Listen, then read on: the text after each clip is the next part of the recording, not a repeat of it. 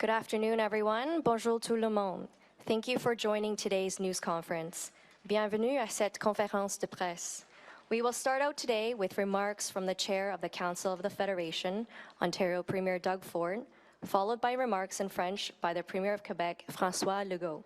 We will then take questions from media. It is my pleasure to introduce the Premier of Ontario, Doug Ford. Well, first of all, thank you so much and good afternoon, everyone. I want to begin by thanking my fellow premiers for joining me here today in my hometown of Etobicoke for a fall Council of the Federation meeting. And I have to tell you, I've mentioned before, I am so blessed to have what a great team of premiers here at the table, a united team. And last night and today, we had a very open, productive, and positive discussion about the issues that matter to everyday Canadians. We focused our discussion on Canada-US relations, energy security, and speeding up approvals for life-saving medications. As premiers, we reached consensus on a number of key items. We agreed that there's no greater risk to our economy right now than the threat of US tariffs. The imposition of tariffs by the U.S. would be a significant failure on the part of the federal government. To protect workers, we need a full Team Canada approach. That means that the federal government needs to do better engaging premiers as it deals with the threat of tariffs, with regular meetings with the Prime Minister and whoever is on his team that takes a role in the U.S. relations.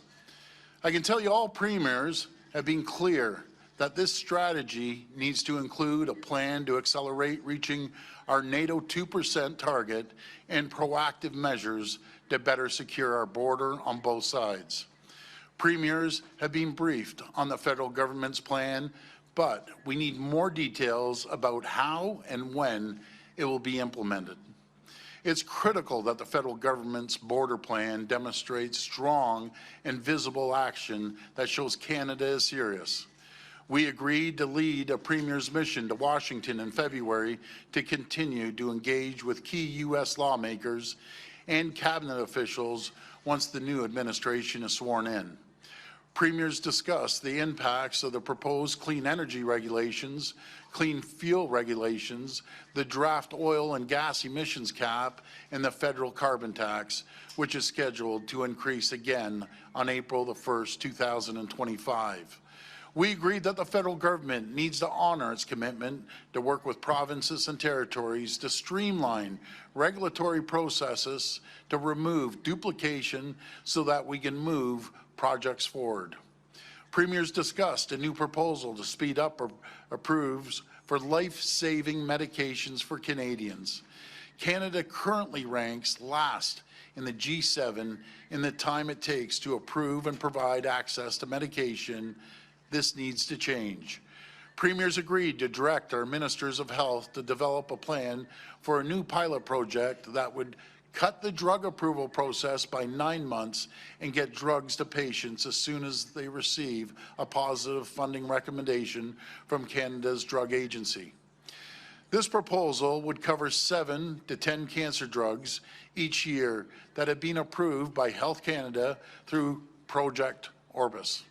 Negotiations would begin immediately to determine the final list price, with manufacturers accepting specific obligations around cost and coverage. This proposal only works if drug manufacturers come to the table in good faith and with a desire to help. We look forward to receiving an update from the Ministers of Health in the new year. Look, it's been a very, very busy day today. Today has been an important reminder of how critical it is that premiers work together. No matter what's happening in Ottawa, all of us premiers will remain united as Team Canada to provide steady and stable leadership during these uncertain times in Ottawa. Families, workers, businesses, communities are counting on us to do so, and we'll be there for them.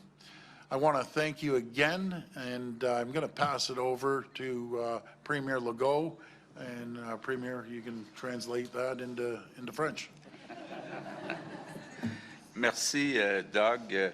Je vais essayer de résumer en français, effectivement, ce que Doug vient de dire, mais je veux commencer par remercier le premier ministre de l'Ontario, Doug Ford, pour son accueil depuis hier. On a été très bien reçus. Merci beaucoup, Doug. Depuis hier, on a eu des bonnes discussions entre les premiers ministres des provinces et des territoires sur 3 sujets: les relations Canada-États-Unis, la sécurité énergétique et la santé. Je vais me concentrer sur le premier point. Vous pouvez comprendre là, que c'était celui sur lequel on a passé le plus de temps. D'abord, c'est important de se dire qu'on a un consensus qu'il n'y a rien de plus important actuellement que de travailler à ne pas avoir les tarifs le 21 janvier. Et donc, on veut collaborer avec le gouvernement fédéral et on souhaite qu'il y ait des réunions très régulières avec le gouvernement fédéral, donc entre le gouvernement fédéral et les provinces. On a aussi tous convenu que c'est un élément important que le gouvernement fédéral répète son engagement d'atteindre 2 % du PIB pour le financement de l'OTAN. On sait que c'est une attente importante de M. Trump. On pense aussi qu'à court terme, c'est important, puis on va peut-être le voir dans la mise à jour un peu plus tard cet après-midi, mais c'est important qu'un plan soit déposé par le gouvernement fédéral pour sécuriser les frontières. On espère que ce plan-là va être chiffré. On souhaite aussi que le gouvernement fédéral renforce les visas parce que ce qu'on voit actuellement, c'est que les immigrants illégaux arrivent au Canada comme des supposés touristes, mais passent la frontière ensuite de façon illégale. Donc, il faut être plus exigeant sur les visas. J'arrêterai là, puis bon, ça va nous faire plaisir de répondre à vos questions. Merci, Monsieur le Premier ministre. We will now move to media questions, starting with the media who are present, followed by questions for those attending virtually. For those joining by phone, you may press *1 at any time to join the queue to ask your questions. For journalists who are present, please come to the microphone to ask your questions.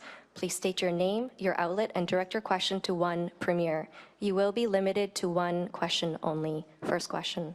Bonjour à tous, Mathieu Goyer de Radio-Canada. Good afternoon, everybody. Ma question est pour le Premier ministre Legault, mais all other premiers are welcome to answer.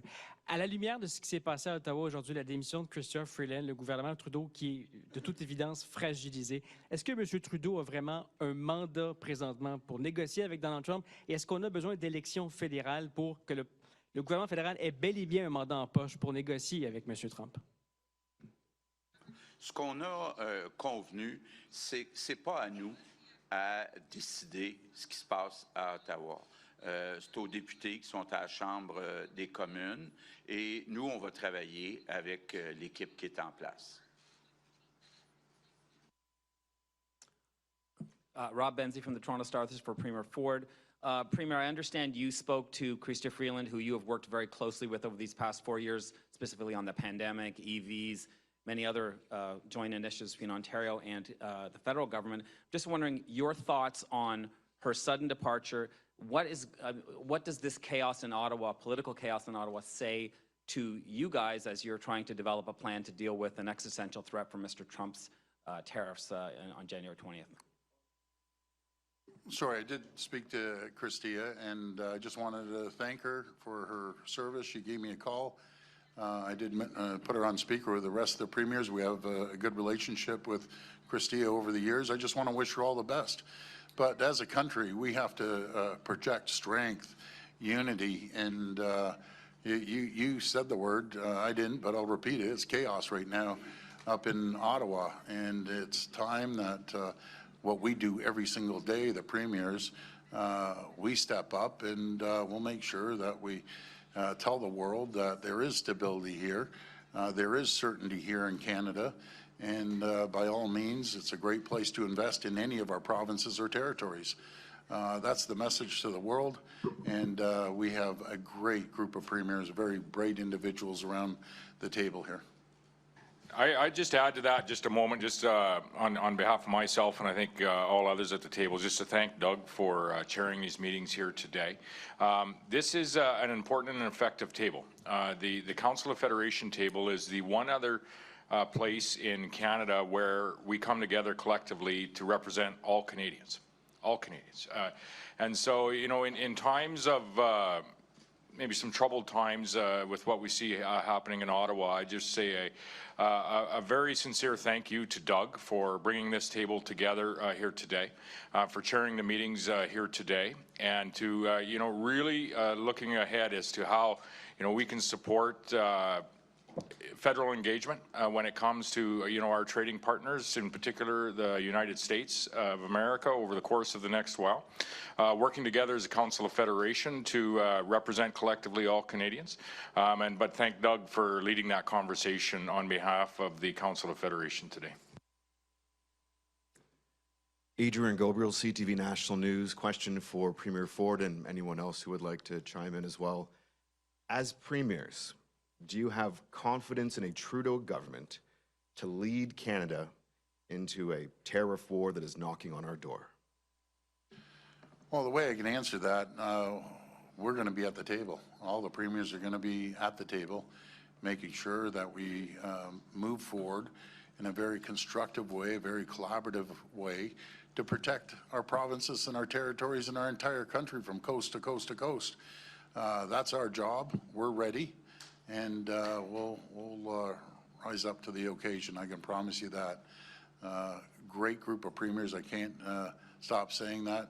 I want to thank Scott too, as one of the senior statesmen. I think he's been elected longer than any of us, and he's shown leadership over the years from the day I met him, moving forward, like other premiers here at the table. So, thank you. Hi, Premiers. Al Sweeney from CHCH-TV in Hamilton. This is for Premier Ford. Premier, after talking to the other premiers here, are you backing away from your position that Canada and Ontario should be ready to retaliate against the United States if they impose a 25% tariff on goods? Well, we're not backing away whatsoever. We have to stand up for Canadians. We have to stand up for each jurisdiction. Each jurisdiction has their different needs and concerns. I understand that. But as a country, we can't be rolled over.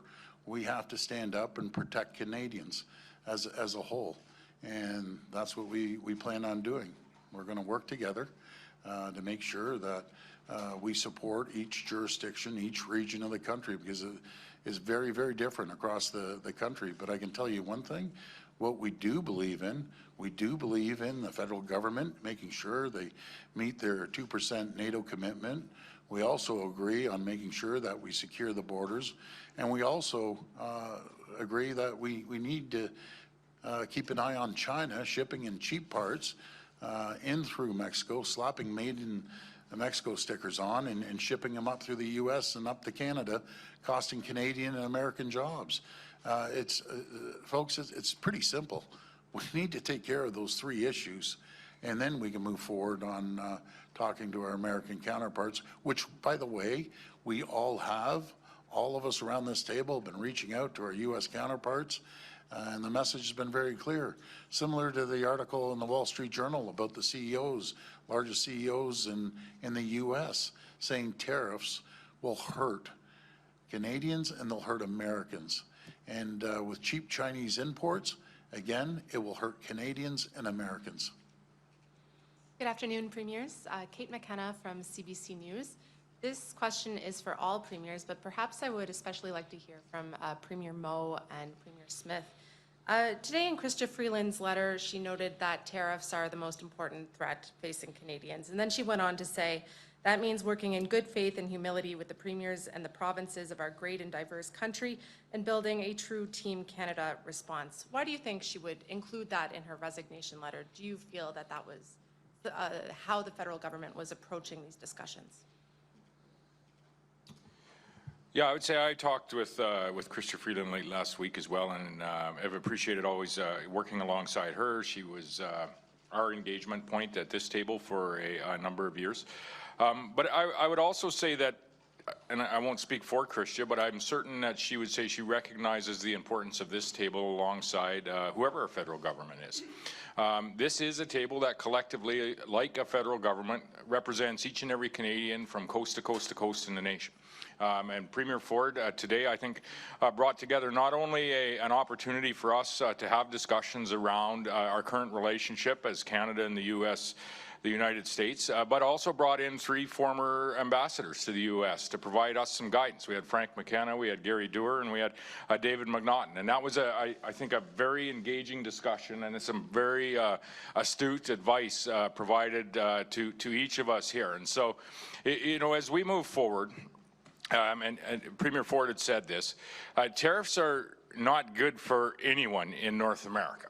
And to get into a broad-based tariff war for Canadians with the United States of America is not good for any of the jurisdictions, I think, that are represented up here. And so there's some work for us to do between now and January the 20th. Do alongside our federal government, to do as a Council of Federation to engage, but also to engage as subnational leaders as well. And that work is really to engage with the contacts that we have collectively. That work is to work with the federal government, whether it be on border security, whether it be on immigration policy, whether it be on any other trade concerns that are maybe being raised by our largest trading partner and the incoming administration that is coming with the Trump administration and the changes in the Senate and the House. And so we have a lot of work to do on the engagement front. I think we have a lot of work to do as Canadians on the engagement front between now and January the 20th. And I would say that the goal for myself as a subnational leader, and I think collectively, probably the goal for everyone at this table is to do that all we can to avert any implementation of tariffs. What we do in North America in providing energy, food, and manufacturing security, we do that alongside the Americans. We don't do it for them. We don't do it to them. We do it alongside them. We build cars together. We provide energy security. We provide Alberta and Saskatchewan will provide, raw commodity products into the U.S. where they're added value and then sold back to North Americans and other places around the world. And so we really do work well with that integrated economy across the 49th parallel. And so the goal for the engagement that Saskatchewan's putting forward is for us to not have tariffs implemented on January the 20th, and if they are, for the very shortest period of time possible. And we'll do that through engaging and really telling the story of the collective advantage we have by not going down that road. Danielle? Yeah, and I would say that in our communique, we all agree that the goal will be to avoid tariffs being implemented altogether. I think what I've seen of the 2 meetings that we had with the Prime Minister, with Ms. Freeland, as well as with Dominic LeBlanc, is that we had a really good constructive conversation to identify the things that are the trade irritants with the U.S. It's part of the reason why we as a group have identified border security issues around fentanyl, around gun smuggling, human trafficking, illegal migrants. It's why we've identified the 2% NATO commitment, and it's why we've identified that not allowing China to use our country or Mexico for that matter, as a backdoor to put cheap goods into America. That came from a collective conversation that we had, and I've been pleased to see that the Prime Minister was in the process of working through a plan for the border. I guess we'll see whether or not that plan gets released today or not. There's a little bit of uncertainty. Why it is that she may have written that in her letter is because of the uncertainty that we're seeing. I'm hearing it as a please keep going, premiers. Please keep meeting. Please keep reaching out to the governors. Please keep reaching out to your American contacts, because we can't afford to lose momentum. If our collective goal is to avoid tariffs, we're only a month out from that or thereabouts. And so I would say that the premiers at this table offer that continuity in being able to maintain that pressure and maintain that push with our American counterparts. And I think we're all going to be committed to doing that. Hi, Tessie Sanchi, Hill Times Health. Premier Ford, I'd like to ask you about this proposal to speed up approvals, getting medicines into Canadians' hands faster. You mentioned that you'd like to see health ministers develop a proposal. What specifically can you do from the government side to actually speed up that process? Is there any ideas that you have at this point? And then if any other premiers wanted to jump in about some of the other healthcare priorities discussed today. Well, let's look at the root cause and the problem that in the G7, we're the slowest out of the G7 to get these life-saving drugs approved. We want to make sure that we get them to market as quickly as possible. And the ministers of health will be negotiating a cost with these drug manufacturers. But we can't be left behind when countries like the United States get approval up to a year earlier than Canadians do. So that's our goal at the end of the day, to make sure that we have these life-saving drugs for all Canadians across the board. So that's our goal, to make sure that we keep up to our counterparts in the G7. I always believe Canada should be #1 in every category, not #7 in the G7. Mark McAllister from City News. A question for Premier Ford, Premier Smith, perhaps Monsieur Legault, if you're able to address this as well. You speak of sitting up here as a united front and how important that is, but at the same time, making sure that you're working within your own jurisdictions. So I'm just trying to clarify exactly what that means, working together, but at the same time, protecting the provinces you represent. Mr. Ford, you obviously had said that you were prepared for counter tariffs. Premier Smith, you said not necessarily, so I just want to clarify that if you could. Well, I just want to clarify, we're a strong group of premiers. We are united. Depending on where you are in the country, there's certain issues that affect your region more than other regions. And we're going to continue working as a group of premiers as these negotiations move forward. And we're just at the beginning of them. Actually, they haven't even started until January 20th when President-elect gets sworn in. But I respect my colleagues. I always will. If they have issues, then we work through them. And I just believe in negotiating through strength. And there's a lot of commodities, no matter if it's a critical minerals or electricity in Ontario or again, oil, crude oil, and certain other parts of the country, be it Alberta or in Newfoundland. Everyone has something to bring to the table. And that's what's important. It's what our strengths are, that when we negotiate with the President-elect Trump, there's a lot at the table here. And again, the only people that get hurt on these tariffs is Canadians and Americans. And do you know who wins? China wins. And we need Canadians winning and Americans winning, not China.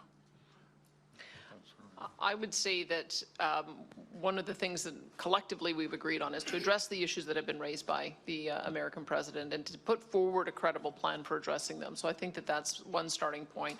But what I liked about Frank McKenna's comments today is he said, go in from a position of strength. We have a very strong argument to make that our energy makes prices cheaper for Americans on gasoline. The electricity coming from Eastern Canada makes their power prices cheaper.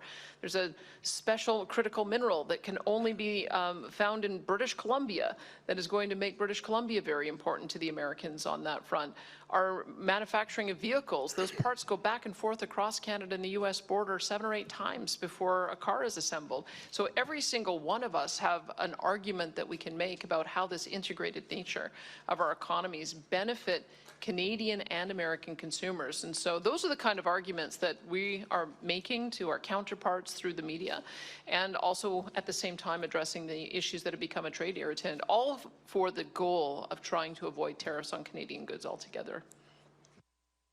Yeah, what I would say is that Mr. Trump was very clear. He said, if you don't solve your problem with the border on January the 21, I will put 25% tariffs on all exportation from Canada to US. So I think that our priority must be to settle the problem on the border, and we still have some problem. At least in Quebec, we still have some people coming at the airport and then moving illegally to United States. So I think that our priority until January the 21st must be to make sure we settle this problem and don't have the 25% tariff on January the 21. That must be our priority. It's pretty. Oui, ben, ce que j'ai dit, c'est que M. Trump a été très clair. Il a dit, si vous ne réglez pas le problème des frontières d'ici le 21 janvier, je vais mettre en place un tarif de 25 % sur toutes les exportations de produits canadiens aux États-Unis. Il y a encore des problèmes à la frontière, entre autres au Québec. Il y a des personnes, entre autres, 60 % des personnes viennent de l'Inde, arrivent avec des visas de touristes et s'en vont aux États-Unis de façon illégale. Il faut régler ce problème-là. Il faut investir de l'argent et des ressources humaines pour ne pas avoir les tarifs de 25 % le 21 janvier. Ça devrait être notre priorité, notre seule priorité d'ici le 21 janvier. You know, it's pretty clear what the president asked for, and it's pretty simple for us to fulfill that with the federal government's support. Secure the border. Talking to CBSA officers, they need 2,000 more people. Our CMP have seen back-to-back cuts. They hire 1,100 a year, as Ontario is hiring 2,000 police officers and growing. Support your RCMP with funding. Support your CBSA with funding. We shouldn't have a little local police service in Windsor, Ontario, patrolling one of the busiest border crossings in all of Canada. They have, and it's not CBSA's fault, they need to be funded to get the boats in the water to make sure that they patrol the river coming into our country. That's not a big ask. Let's get it done. We're there to support them.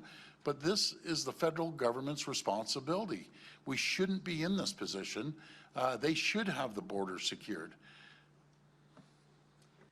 Nathaniel Dove, Global News. Premier Moe, you had previously called for a federal election to take place. That was before we lost, or the federal government lost 2 ministers, including on the day of the fall economic statement, the finance minister.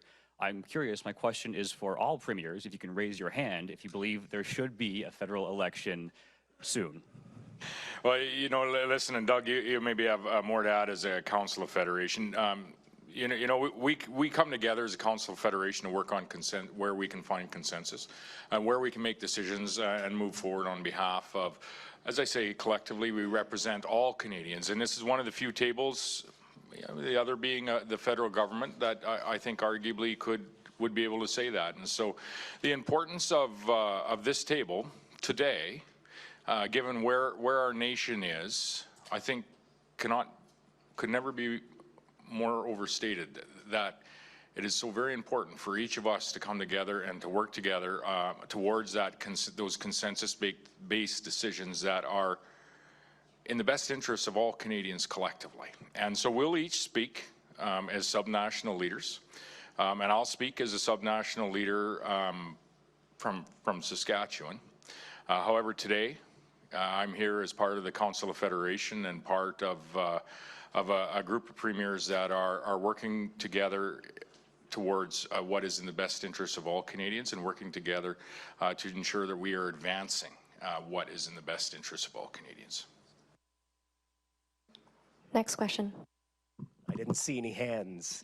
It's Colin DeMello from Global News. So I'll ask it a different way. We know that there's going to be an election in 2025. The federal Conservatives are saying it might be important to have that election before U.S. President Donald Trump takes his oath of office on the 21st. Just looking for some responses here. If you think an election before that moment in time is important, or is it okay for that election federally to happen after that? Well, I think, in my opinion, I'm speaking for ourselves here, not as the chair. That's going to be up to the federal government to decide if they're going to call an election or not. Really, it's up to the NDP if they're calling the election. That's where the power lies right now, and they'll make that decision, and we'll see what happens from there. So I'll stay out of that, because the next question you'll ask me is when am I calling the election?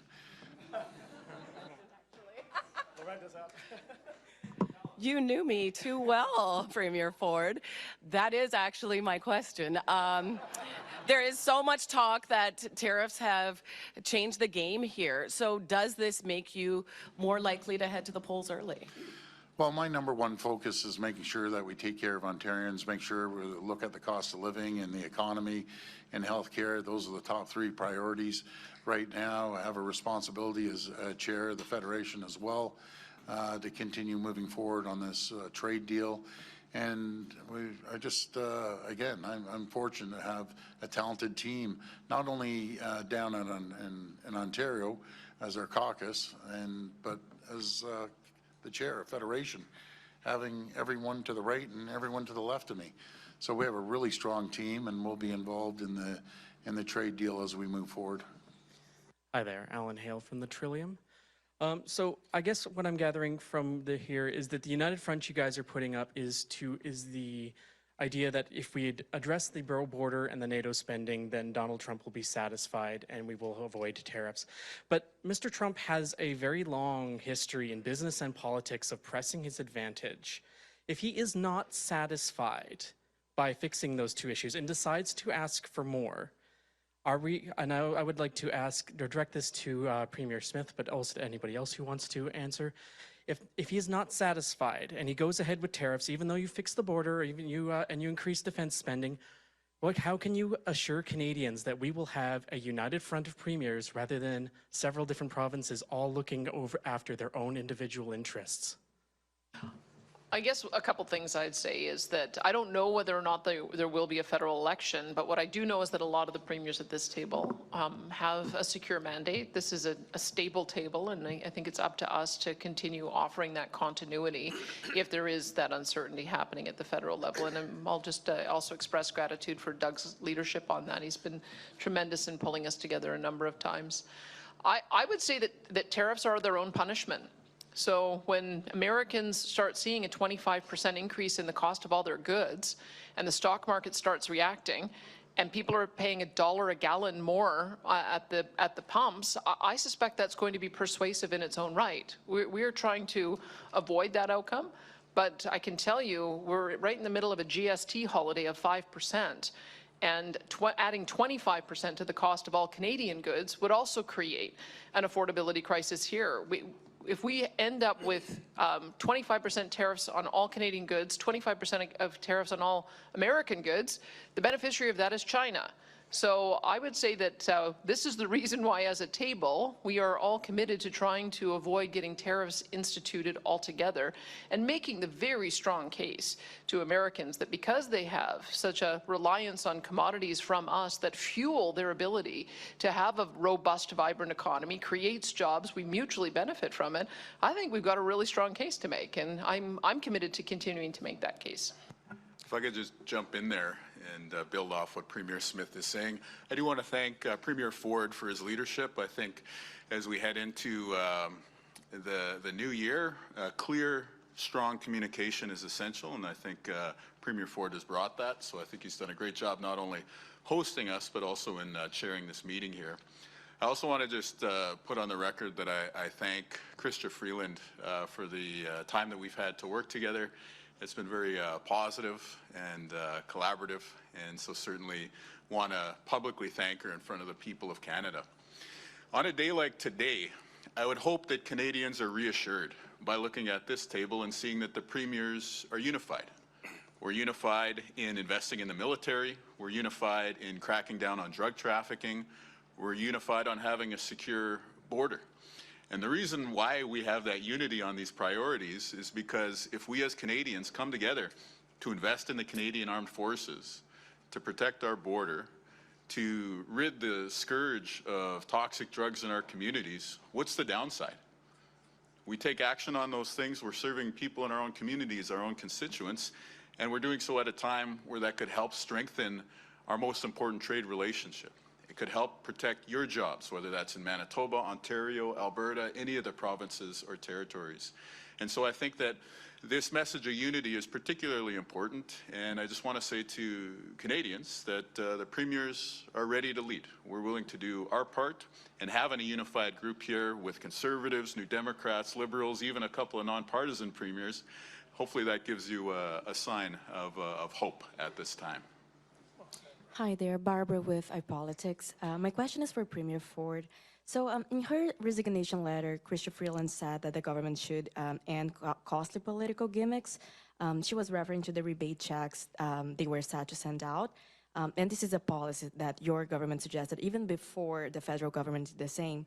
So what do you make of her comments, and how do you feel about this policy? Sorry. Well, again, that's going to be up to the federal government to decide if they're giving, you know, tax breaks or cash or whatever they might give. That's going to be up to them. I just believe, you know, it's not our money as a government. It's the taxpayers' money. And that's why we're giving a $200 rebate check to all Ontarians across the board. We saw more revenue come into the province, and we sat back at Cabinet and thought, where did this come from? It came from the people of Ontario. They deserve it, but there's a mindset in governments in general, be it the federal government, I'm not speaking for the provincial and territorial governments or municipal governments, they believe it's their money. It's the taxpayers' money. Put it back into the taxpayers' pockets. They're going to go out, they're going to spend it, they're going to stimulate the economy. As simple as going out and maybe going for dinner that you might otherwise not be able to, or buy a pair of sneakers for your kids or clothes. That's how we stimulate the economy and put more money back into people's pockets. People are hurting right now. And the last thing they need are being taxed to death from all three levels of government. I've never raised a tax since 6.5 years, and I will never raise a tax on the backs of people or businesses. Next question. Hello, everyone. It's Rob Ferguson, Toronto Star. Mostly for Premier Ford, because I know he's always working his phone, but anyone who else would like to chime in is welcome. I'm wondering, given what's happened today in Ottawa and the chaos you're concerned about, has anyone reached out to any of your U.S. counterparts? What kind of message did you send, and what type of response have you got back? Well, we haven't reached out today because we've been busy working last night and today, but on a daily basis, we're reaching out. I'll speak for myself. I'm speaking to governors and senators and Congress people every single day, numerous ones. And then the other people that can play a big part in this are the CEOs of these large companies around the country that their world headquarters is probably located in the U.S., not all of them, because we have a lot of large companies, especially in the auto sector, that their headquarters are here in Canada and Ontario, but have facilities down there. But they have a duty to step up and make sure the message is very clear to their U.S. counterparts. This will hurt Americans, this will hurt Canadians, and they have to make sure that they lobby hard to the U.S. federal government and really give them the reality check that this is not going to benefit America, it's not going to benefit Canadians if these tariffs go forward. Why don't we put a Fortress Can-Am together? And we're unstoppable if we put a Fortress Can-Am together with our critical minerals and our natural resources and our food and agricultural products and our manufacturing might against the rest of the world. Again, China is our threat, not Canada, not the U.S. I'd like to jump in on what Premier Ford was saying there, because I think it highlights a key point, that this is a really strong table, and part of that strength comes from the relationships that everyone here has with governors, counterparts in the U.S., and again, credit to Premier Ford for inviting the Business Council of Canada to come see us last night and hear from folks there who also have significant relationships with CEOs in the U.S. and other governors and senators. We are bringing everything we have to this to make sure that we are protecting Canadians from the tariffs that have been suggested. And that effort is made stronger by everyone at this table who is working together, using our connections and our relationships with governors, with business, and coming at this from every angle, an angle of border security, an angle of investment in NATO, an angle of leveraging our economic relationship that has been heavily interdependent and tied together for a long time. And I just want to take a moment as the new person in the group who comes to this with some fresh eyes and fresh ears to reassure Canadians at what a collegial group of people this is, who work in an exceptionally collaborative way with frank conversations that we had today. There was a lot of interchange, a lot of compromise and collaboration in these conversations, and I've been extremely impressed with the nature of the collaboration of the people around this table, and am reassured that Canadians are being extremely well served by their premiers, who are going to work together to defend Canadian interests and work with our partners in the U.S. to ensure our economy is well protected, as well as our borders and our military. Great comment, Susan. Welcome aboard to the family. Good afternoon, Olivia Stepanovich, CBC News. My question is for Premiers Smith and Holt. I'm wondering if you can share how you reacted to Chrystia Freeland's news, and specifically her statement saying the only viable path for her upon learning that the Prime Minister was going to move her from her role as the first federal female finance minister was to leave cabinet. And do you believe that Justin Trudeau is a feminist as he says he is?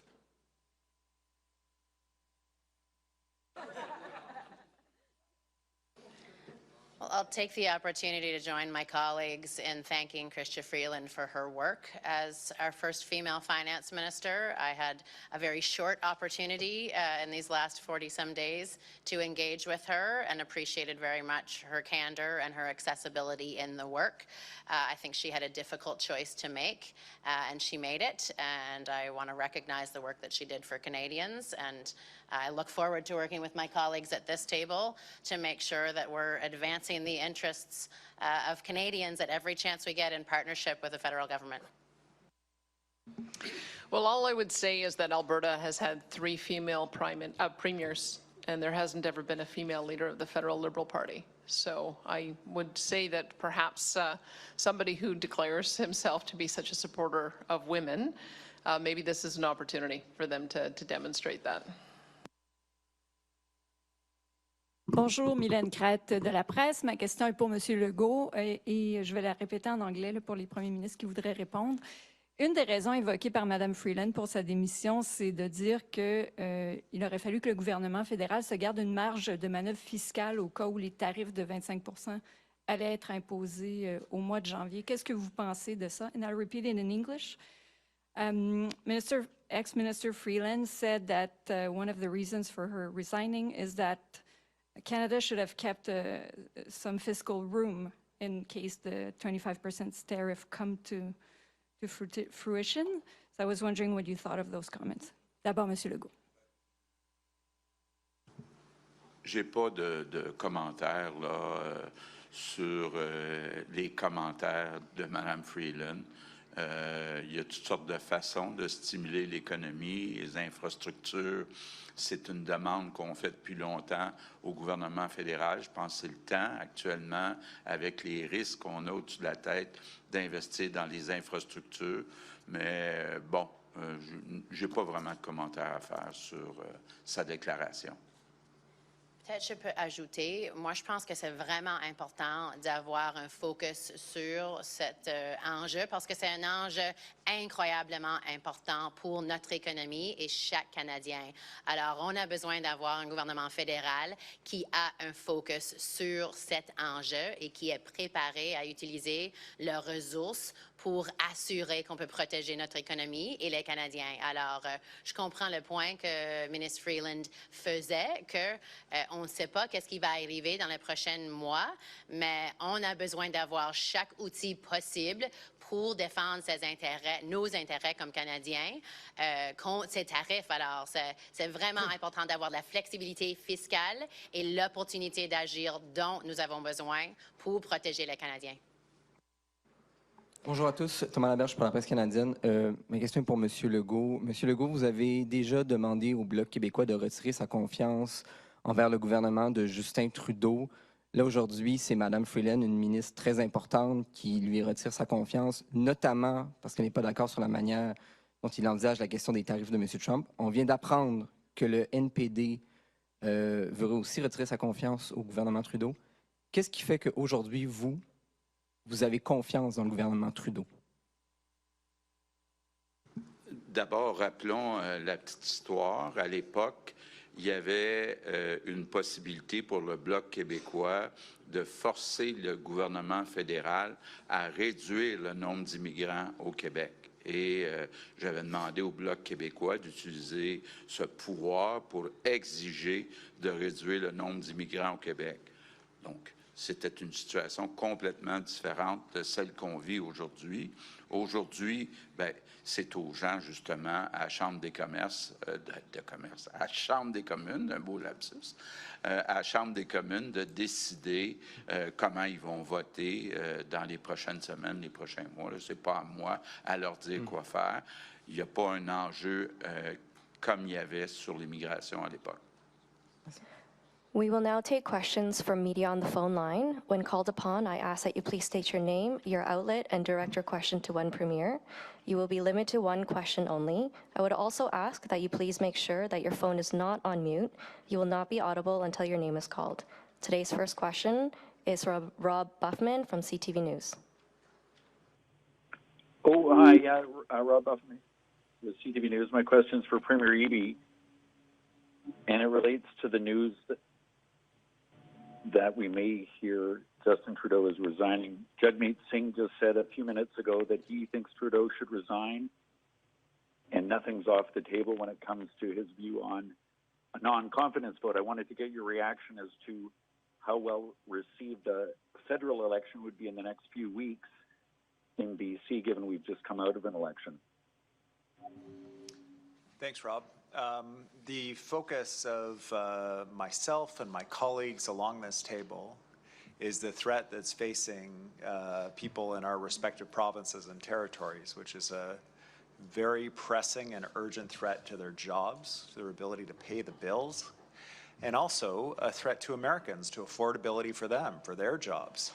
It's this threat of tariffs that occupied this table, even on a day when we saw a prominent resignation of a finance minister that I think many of us certainly had a good relationship with. I count myself among the premiers that did.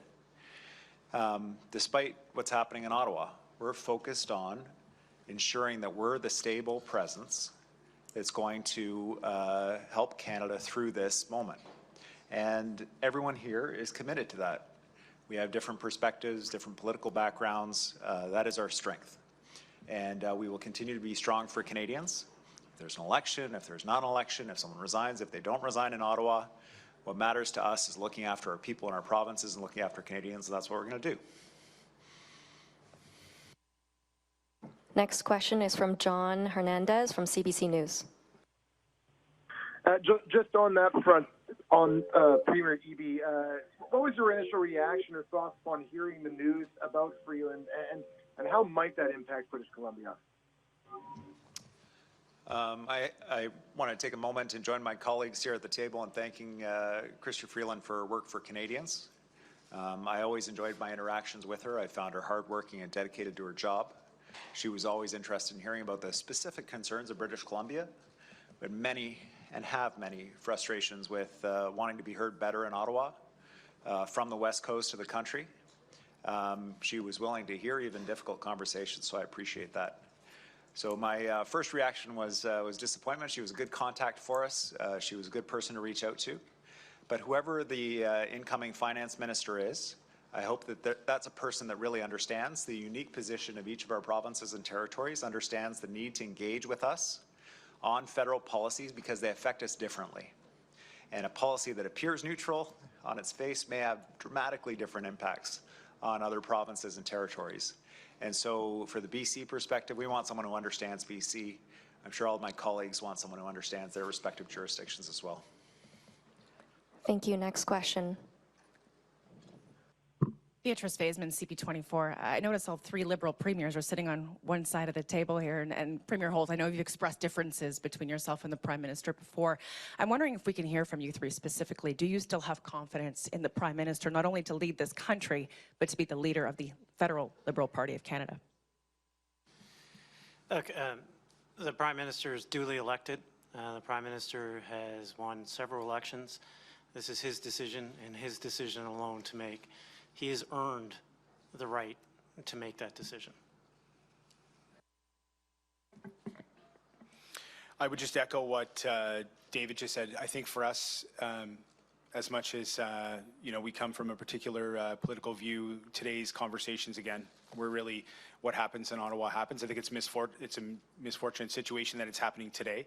I think when you look at the calendar and you count out to January 20th and you take into consideration what's in front of us for some disruption during holidays, I mean, we're in a very tight spot. And so I think for us, whatever happens in Ottawa, again, will happen, but we'll stay disciplined. Today was about a structured approach on how we will reach out to our counterparts. I have talked to folks in the U.S. today. They're watching what's happening. There's concern. They want to engage with us, and that will be the work we will do collectively as we fan out to do the work we need to do on behalf of Canadians. Certainly, I'm interested in what's in the best interest of New Brunswickers as well as all Canadians. I think we need stability at the negotiating table as we face the kind of threat to the Canadian economy like we haven't seen in a long time. And the goal is to get rid of those 25% tariffs. We need to do that as a team at this table, and we'll leverage every federal resource that's available to provide that kind of stability to make sure that regardless of elections or outcomes, Canadians, their jobs and their economy are protected in the face of the threat of the Trump administration. So that's what I'm focused on, to make sure that New Brunswickers and our economy is protected. Hi, Cameron Ryan for CPAC. My question is to Premier Ford, but it applies to everyone here. And you said that you're very unified on a lot of the issues like NATO 2% and the border control. But given today's news that Chrystia Freeland has resigned, and given the precarious situation that the Liberals find themselves in a minority parliament, how confident are you that those resources that you need from the federal level to help with border security and NATO are going to get there in time to avoid these tariffs? Well, thanks for the question. I'm confident in the premiers around this table that we'll make sure that the federal government steps up to the plate. They just can't shut down government. They have to keep moving government forward, make sure they meet their 2% NATO commitment, make sure that they support our military and proper funding and securing the border as well. We're there to step up and make sure we protect our country right across the board on all areas and economic areas as well. But we'll hold them accountable, I can promise you that. They can't just shut down the government. As chaotic as it is up there, you have a great team of premiers here making sure we fill in any gaps that there might be from the federal government. And I might just say that this is also, policing is also a provincial responsibility. So in our province, we've got 7 or 8 civic police forces, we've got 1,400 RCMP officers, we've got nearly 1,000 sheriffs. We just announced dedicated teams to not only do fugitive apprehension, shut down drug houses, do surveillance, but also do border checks as well as a search for fentanyl. We will be hiring 51 new officers. We'll have dog sniffing capacity so that we can root out drugs. We'll be doing more commercial vehicle inspection at the border to augment border services. We have already engaged with the Canadian Border Services as well as RCMP to coordinate those efforts. I've already reached out to Governor Gianforte in Montana so that we can coordinate cross-border. And I think that other provinces are doing the same. It would be helpful. We announced $29 million for this initiative. It'd be helpful if the federal government would assist with some of those costs, but we are acting even if they do not. And I think other premiers may have more to say on what they're doing in their own provinces. I just say, with respect to the borders in particular, I don't think we can't subscribe to the Trump narrative that this is a unidirectional problem. Strengthening borders is good for Canadians, period, full stop. Should we be doing it? Yes, absolutely. But we shouldn't be doing it because President-elect called for it. We should be doing it because it's the right thing to do for Canadians. There is far more drugs coming from the United States into Canada than the other way around. It is important that we secure the borders for the protection, the security, and the sovereignty of a proud and strong Canada. Hi, excuse me. Laura Stone, Globe and Mail. Just on that front, I mean, I feel like the chaos in Ottawa, as you've called it, Premier Ford, has really dominated the context of your meeting. We had a finance minister quit. We had a delayed financial economic statement. We don't even know who's delivering it. We don't know how the money's getting out. You say that they can't just shut the government down, but you must be worried now about President Trump seeing these news alerts coming up from New York Times and other places that Canada is in turmoil and just sitting back and thinking, well, there's my negotiating position. I mean, how can you have confidence in the federal government going forward to deal with the Trump administration now? Well, again, you know, we've projected unity here. And if you look at it and break it down, you know, the real economic power lies with the territories and the provinces moving forward, and making sure that we hold the federal government accountable on the borders, on the NATO commitment as well. I have all the confidence in the world with the team that's sitting at this table that we're going to drive forward. We're going to be down in Washington in February, sending a really clear and strong message to all the governors, and then going back there again when Congress is sitting down with folks in the Congress and Senate, sending them a clear message. We need to work together. We're stronger together, and let's put this Fortress Can-Am together. That you know, if you look at it, we would have the strongest jurisdiction in the world if we were together, working together with the U.S. and Canada. No one would be able to touch us anywhere in the world. I think, Doug, I could just cut in because the premise to a lot of these questions today, obviously, rightfully so, are about what's happening in Ottawa, but we didn't spend a great deal of time talking about Chrystia Freeland at our table this morning. We did talk a lot about border security. We talked a lot about what we need to do to fight this unfair assault that is the potential of 25% tariffs. I think it's important for all of us. I know we're in a room of people who follow politics for a living, and this is like the Super Bowl and the Stanley Cup all on the same day. I understand that, but I think we need to tap the brakes here a little bit, and just that I had a great relationship with Chrystia Freeland. She did a wonderful job, but she is one person. Canada is much more than one person. It's much more than a collective of people. There's a stability, there's a consistency to us that we need to lean into here, and that's what will serve us the best as we negotiate our way through this most current situation that we're dealing with the United States. I really do think that, I know we live in this immediate world now and everything seems chaotic, but if you look to the south of the border, chaos seems to rule the day down there every day of the week. We do have the president-elect who's trying to get his cabinet individuals passed through the process. They have a lot on their plate down there as well. So I think it's important for us to tap the brakes and look at this from a 30,000-foot level. We have a lot going for us here. We have a really good story to tell. We have a really good case to put forward. And there are a lot of people working on this, from the Premier's tables, from all of our staffs, from all of the individual businesses we deal with across the country, with our counterparts in the U.S. And there's a lot more going on than just what might be captivating our attention in Ottawa today. This will be the last question. It may look the logic. You said that you're a united front as the provinces, but do you have faith in Trudeau to lead you in the country through the tariff challenge? Was that for me? Yeah, everyone. I have faith in the premiers. That's who I have faith in. We have a great group of premiers. We're going to move this country forward. We have a very strong economic message, and we have to build on our strengths when we're negotiating with the United States. And again, I just want to thank all the premiers for coming by today. We're going to have frequent meetings. We're going to have frequent meetings with the federal government and with our counterparts in the U.S. And again, I want to thank each and every one of them for coming by. I'm very, very fortunate. And I just want a message to the Canadians. You have a strong group of premiers representing you. We're going to continue forging forward. We're going to make sure that we have a strong economy and strong health care, and make sure that we protect the borders. Folks, you're in good hands with these premiers. I want to thank you, and may God bless the people of Canada. Thank you so much, everyone. Thank you for joining us. Merci de vous adjoindre à nous.